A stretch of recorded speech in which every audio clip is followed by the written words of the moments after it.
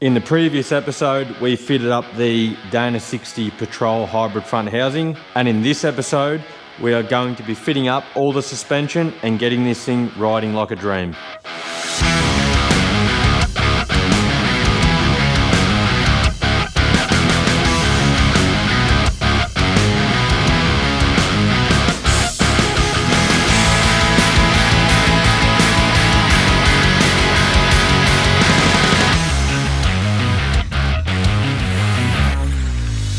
So in the previous episode, we fitted up this custom hybrid front housing. It takes a Nissan Patrol diff center and it has Dana 60 outers, and we're going to be running 35 spline axles. I did a whole video installing this, so I'll link it on the screen or just go back to the previous video of this car.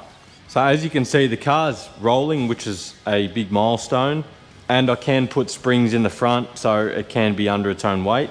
But obviously we need to sort out shocks and bum stops and some other things.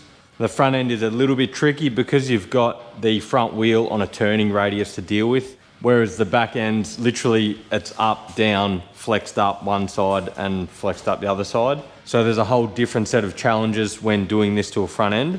Now, before I get into my last of the goodies that have been sitting on the ground here for a long time, we have to tackle probably the worst bit, and that's cutting off the old stuff. It's a little bit easier because I don't have to do anything at the diff end. That's just ready for a mount. And I've actually probably already got a mount drawn up that's going to work. But we have to get in here and chop off the back half of the coil hat area. So just where the shock sits, we'll cut all that off and clean it all up. And then we'll go through the suspension that I'll be running. We can draw up some mounts and get everything mounted in there. So let's get cutting.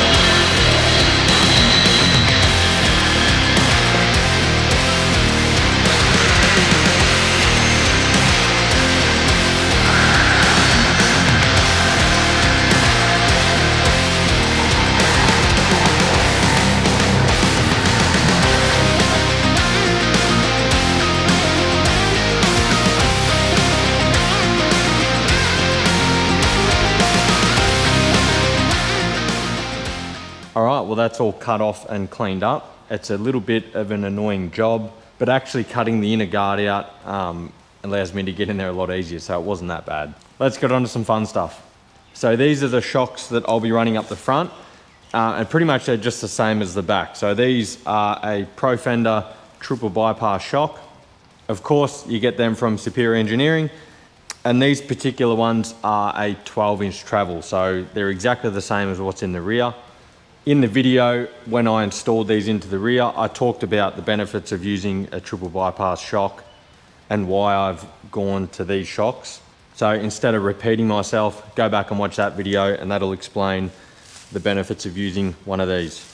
So I actually already have a kit for the Pro Fender triples, and that's what's in my wagon, but that's to suit a 10-inch shock because I didn't want to cut out any of the inner guard. But in this car, as you've seen, I've cut the inner guards out and I'll be making a nice cap that sort of keeps the engine bay looking nice and clean.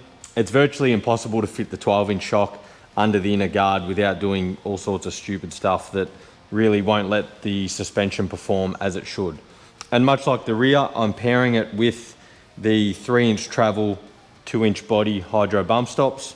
And again, I like these bump stops because of the threaded body. This allows for heaps of adjustment so you can get your bump height just right.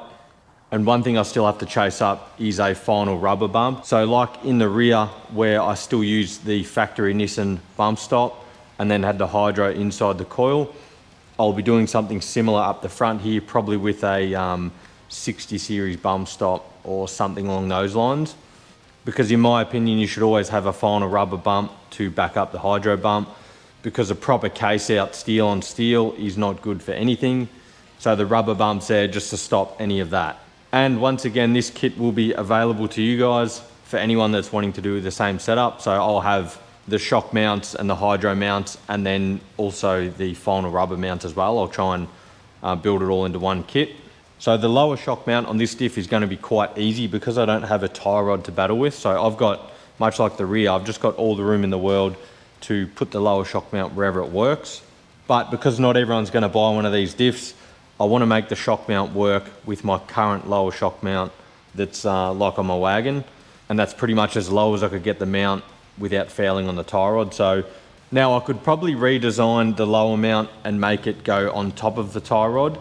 But when you raise the lower mount, that means the top mount has to be raised as well. And I don't want to do that. So even though I've cut the inner guards out, I don't want like this huge tower in the engine bay. I just want to still try and keep everything nice and contained and, you know, easy to cap off. And I still want it all to look good. I don't just want some big stupid towers in the engine bay because they do take up a lot of room.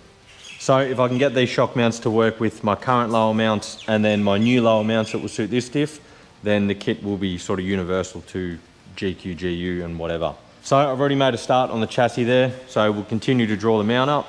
It's already drawn up in my head. I've just got to put that into the computer. So let's go.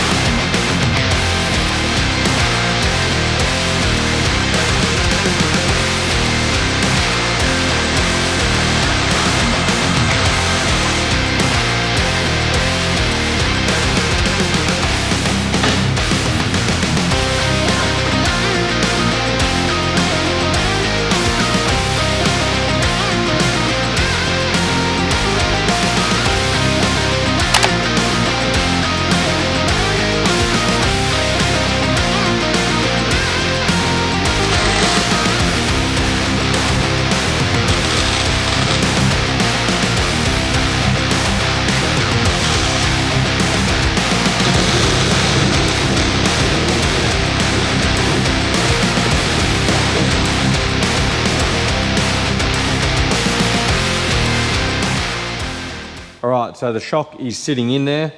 I've set it up so it just hangs from this piece of angle iron from the top, and that allows me, you know, to put the shock in or out or move it backwards and forwards to get it sort of in a right position. And then I've welded just tack welded the bottom mount in. When I put that bottom mount in, I set the diff up roughly where ride height's gonna be, and then I could position the top mount of the shock where it's gonna fit good, and then I welded the bottom mount in 90 degrees to the shock. So that means that it's got the maximum amount of movement forward and back in the mount, so it doesn't foul actually on the mount. So it's time to tackle this top mount. So I've decided to do the driver side first because I've got all this stuff in the way. I'm not going to have a battery under the bonnet in this car, but I still want to work it around a battery tray, the master cylinder for the brakes and the master cylinder for the clutch. And also got brake lines and a steering shaft to contend with. So I just want to try and package it all so it fits all in there. So then when other people want to use it, it's still not like huge modifications on cutting all this crap out of the way to make it fit.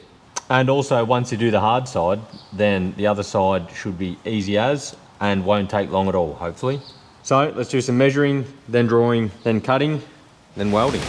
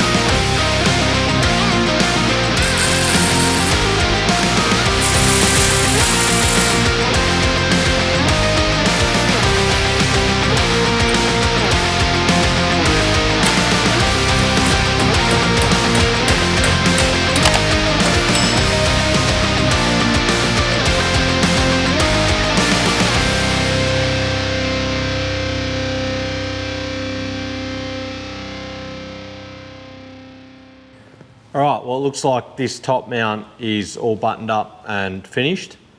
I did have a couple goes at that, especially this last one I thought was going to be it, but I had to move the mount hole 10 mil further back because it was fouling on the coil hat. So I made about 2 others of these before I got to that one. So that looks like it's going to work. So what's really happened is it's been about 4 or 5 months before I actually started these mounts. So the last 6 months since the start of the year have been like over the top hectic. I've just been like flat out pretty much every day. And unfortunately the spare time that I get to work on this is very, very minimal. I'm hoping to restructure a couple of things so that will hopefully change very soon so I get some more time back on this. But throughout that whole time period, I have figured out quite a number of things with this setup, which some need tweaking in this particular case. So the one thing that I've really had to work around this setup is this front tie rod. So obviously in the previous video, I chopped the tie rod mount off 50 mil and raised it up. And that was due to the tie rod clearance on the Panhard mount. I couldn't get the desired up travel that I wanted. Now, since making all these mounts, I found out that I still couldn't quite get the desired up travel that I wanted. And that was due to caster sweep through the suspension travel. So these radius arms that I'm using actually have caster correction inbuilt for like a 4-inch lift. Now, originally when I bought all that stuff, that was roughly what I was planning on running, but that's since changed to about a 2 or 3-inch lift. So the biggest problem with that is at ride height, it had quite a lot of caster. It was around 10 degrees at roughly where ride height's gonna be. And already that, you know, the more the diff's rolled back or the more caster that's added, the higher the tie rod becomes in the front, which means the sooner it hits the mount on the chassis. So I roughly found through the whole travel of this shock, there was roughly a 20 degree change or I think it was about 22 degree caster change from full bump to full droop. Now that number will be more the shorter the arm is, because the shorter the arm, the faster the diff will roll forward or back through the suspension travel, especially if you're running long shocks. And obviously the longer the radius arm, the less that number will be. But the whole reason you get caster roll in the front is because the whole front diff pivots off one point, which is the chassis mount of the radius arm. So that is pretty much unavoidable. So this is where the ideas started ticking over, like how can I achieve the desired up travel that I want with this setup? Currently as it sits, it's at full bump at about 11 degrees caster. And I've achieved that by pulling the rear radius arm bolts out. So I can just rotate this diff quite easily, because if all 4 bolts are in, it was at about 17 degrees at full bump. And that means at full bump, the tie rod was actually 35 mil higher, which in turn meant that I lost 35 mil of up travel. Now that's the difference between, like, you know, currently I probably have to, you know, if I base it off a standard Nissan front bump stop, it probably needs a 10 mil spacer as opposed to a 45 mil spacer. So that's a massive difference. Now this gets me to pretty much all 4 tyres are at the same height relative to the chassis at full bump. And then they're basically the same at full droop. The front is slightly lower due to the motion ratio of the shock being mounted closer to the pivot point, like on the back side of the diff, as opposed to the rear diff, which is mounted to the rear of the diff further from the pivot point. So I rattled my brain on how to actually fix this problem. Now, if I was just running a standard GU diff, this wouldn't really be a problem because the tie rods on the back of the diff doesn't really matter. But I decided to look into Superior Engineering's 5-link setup and the caster sweep on that. Because if you look at the rear diff with a factory 5-link, you know, you get nowhere near the caster sweep of the front, obviously, because it's a 5-link. So I had a mate come around and he has a 5-link in the front of his car, and we set it up in my driveway, and I adjusted the caster to where I would want it at the ride height, you know, on his car. And then I took all the measurements from like the full bump height, ride height, and full droop on this car and mimicked them on his car, and then measured the caster at each of them points. And I found that the 5-link only gets about a 10 degree caster sweep. So that's 5 degrees either way, roughly, from ride height caster, which is why here I've got 11 degrees at full bump. That's basing it off about 6 degrees caster, or around 5 degrees caster at ride height. And then at full droop, it'll go to 0 or positive around 1 degree caster, somewhere around there. And that basically solves my problem, as you can see here. But of course, it's not as easy as just bolting the 5-link in. So the problem is because it's the custom front housing, the superior 5-link bolt on the 5-link plates to the outside of the radius arm brackets. But on the driver side here, the radius arm bracket's sort of built into the pumpkin, and you physically just can't bolt a bracket on. So that would mean radius arm bracket modifications to the diff. But it's looking like this whole front diff setup's actually going to be sold on to a friend of mine who's building a winch challenge car. So I know he'll test it good because he likes the loud pedal. So the idea was to sell this whole front diff setup, and then I've actually got 2 more fronts coming from Kinsella Customs. So I had to make a quick phone call, ring him up, and he adjusted the radius arm brackets to suit the superior 5-link, and then they're all going to be welded on. So then when it comes down, I don't have to use the bolt-on plates. I can just bolt the 5-link setup onto the diff as it sits. Now, I did get the 5-link kit a couple of weeks ago. They were on back order for ages, so I did receive that recently. So that's sitting on my shelf. And for now, I'm just going to finalize all these shock mounts and everything else, roughly going off the caster that I need. And I can make slight adjustments when the other diff rolls under with the 5-link kit and I do it all properly. And the lower mount that I used on this kit is the exact lower mount that I have on my white wagon, which is the 10-inch bypass kit that I already do. So I measured the caster on this, I measured the caster on my wagon, and then I mounted the lower mount relative to the caster that is matched on my wagon. So I know that this lower shock mount on this car, even though I've got no tie rod in it, is the same angle as the one in my wagon. So I know that this lower shock mount is as low as I can get it. And I know that when I sell this kit to people, obviously putting it in their patrol, this lower mount works and the upper mount is the right height, and it'll roughly need a 10 to 15 mil spacer. Now that the front shocks are all in and sitting in place where they should be, it's time to move on to the hydro bumps because they are going in the middle of the coil.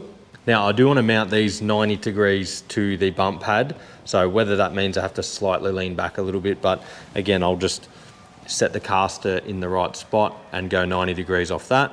Usually what you see a lot of the time is people just mount them vertically and then the bump pad will be angled back. So it sort of hits it on a funny angle.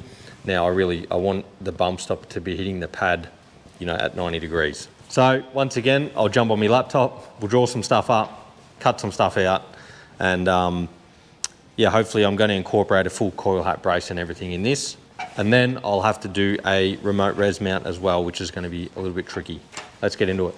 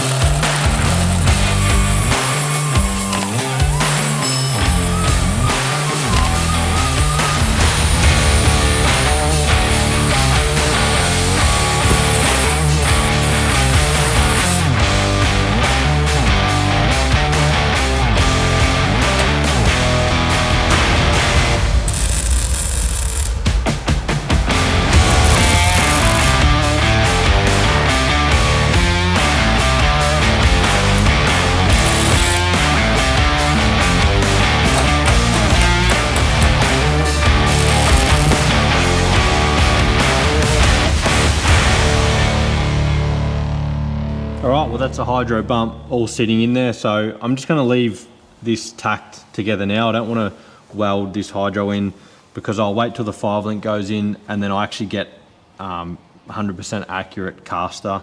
So I don't wanna really guess the angle and everything and then weld it in and it's wrong. Even though it's probably close enough, but I'd rather make it right. So with the mount, I had this ring go over the top as well. And that's because on this hydro bump, the threaded mount, I'm gonna weld it around the bottom onto the coil hat. And then I also wanted to mount it at the top as well. So it's got 2 mounting points. I didn't just want to mount it in one single spot in case it twists or distorted. So on this coil hat, top brace, I left the hole pretty open. So that means, you know, anyone can sort of put the bump stop wherever they want. There's enough room there that, you know, if you needed to go outside of that, it'd be hitting on the coil.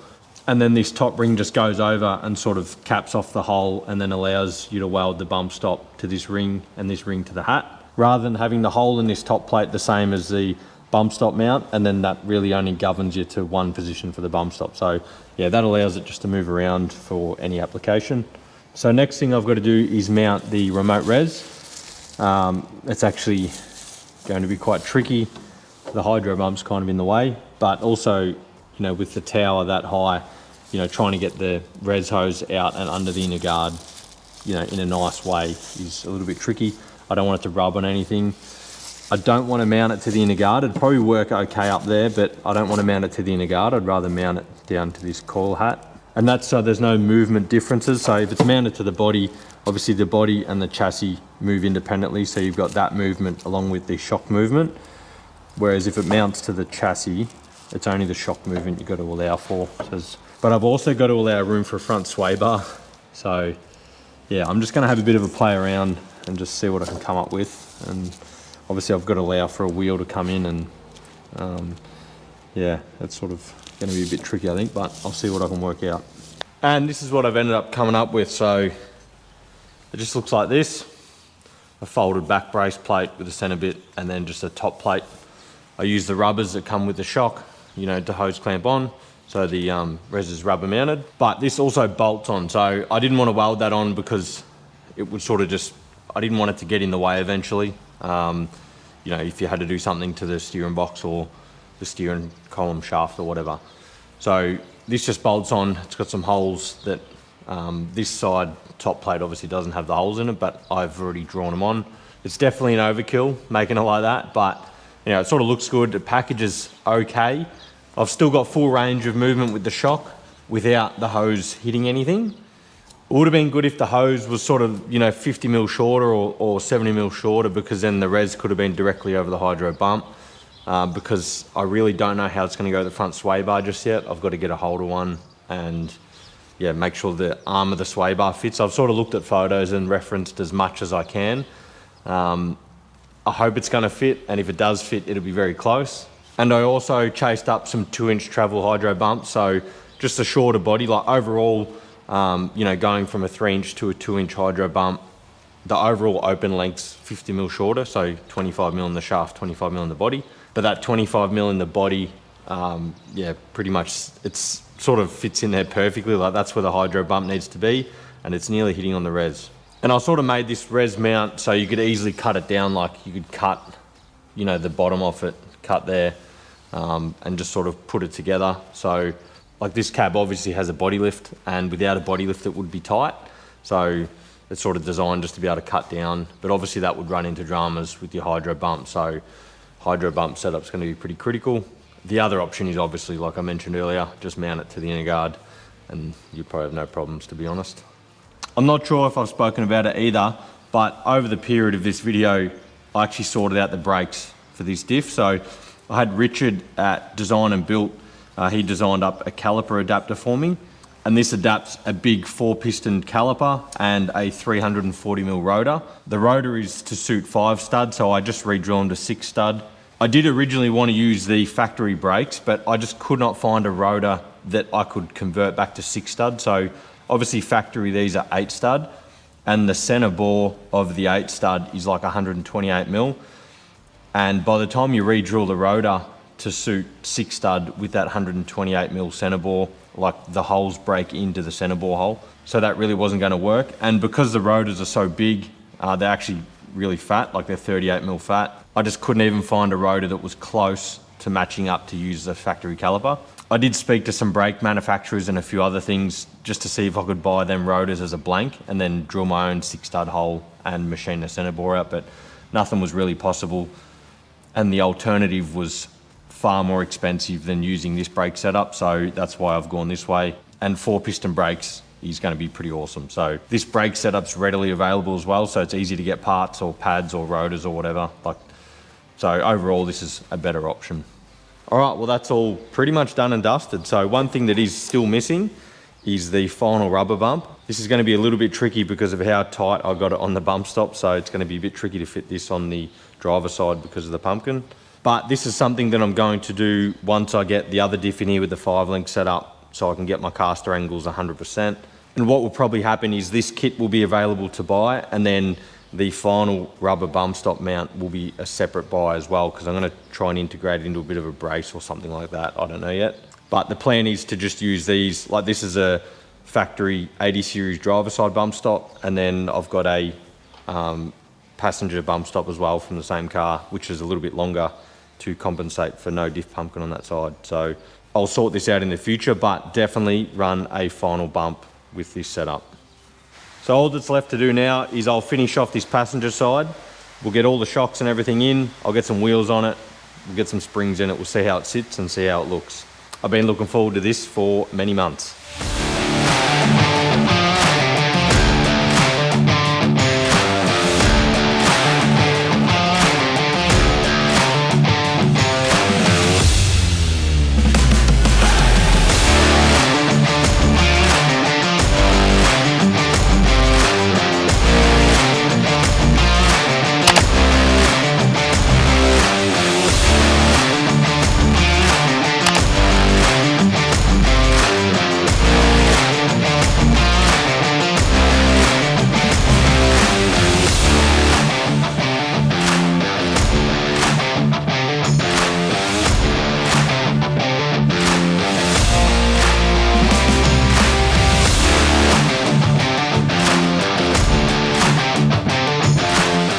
Well, that wraps this episode up. It's taken me way longer than I thought it would, but we got there in the end. So the kit is pretty much done, other than obviously the final bump, the rubber mount. So that'll be up on the website, hopefully now when this video's up, or it won't be far off it. So if you are interested in doing all this, like, send me a message. For this particular car, like I said earlier, I'll wait until I get the 5-link in the front, and then I'll just 100% finalize all the angles of everything and make sure, you know, the bump spacing's all correct and everything like that, because they've got the different caster sweep. And I did also buy another set of wheels. They're the same wheels, but they're in the Neg 6, so these are Neg 30. And I wanted to go the Neg 6 to obviously narrow it up a bit, because it ends up still quite wide. And I just found out that the Neg 6s actually fit, because it is pretty tight on the Ackerman arm bit on the knuckle. So I'll have to get some tyres on them rims, and then obviously test clearance and all that, but it should be all good. Now, in the last video I did a while back, I was talking about potentially putting this car on the back burner and then starting a race car, but I'm still a little bit up in the air about that, because come this time next year, I'll be out of action for a few months. I've got to have surgery. So I know that if I start a race car, I won't be done by then. And that also means this won't be done by then. I change my mind every day about this, but I'm sort of thinking I'll change the engine and gearbox combo in this car to something that's a bit easier and cheaper for me to do. I was going to put a different winch on the front, but I'm thinking maybe I'll put the Hornet 2 off the race car, the red winch, on this maybe as well. And if I go down that path, it means I've got about 90% of the stuff sitting around to actually put this car together, which means getting it done by this time next year is far more achievable, which I think that is a good option. And also, I don't want 2 project cars sitting in my shed. So I think maybe on the next video, I'll sort out a front sway bar, put the 5-link in, and button up this whole front end. I've currently got Richard at Design and Built making something up for me for the rear end, and I need that done so then I can focus on the tray setup. So I'm sort of hoping it pans out that way, and I can try and keep these videos about this ute more consistent, because it's few and far between at the moment. But who knows, I'll probably change my mind anyway. So that's what I'm sort of thinking at the moment. So I hope you enjoyed this video. I do enjoy the process of doing this stuff. It is quite enjoyable to me. So it's nice to see it actually in place and somewhat finished. So stay tuned for the next video on the ute. I have no idea when that will be, but hopefully it's sooner rather than later. Thanks for watching, and I'll see you then.